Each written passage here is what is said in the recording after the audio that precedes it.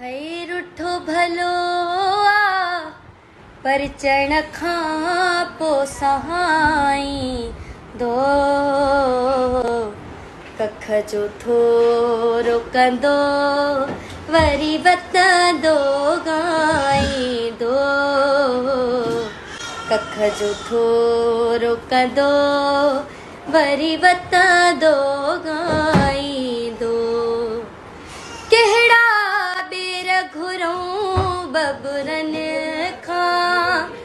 वफ़ा मिलंदी न बे कदरन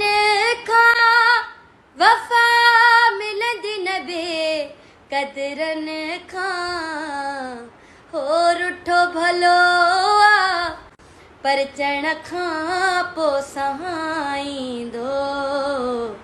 कख जो थोरो कंदो वरी वता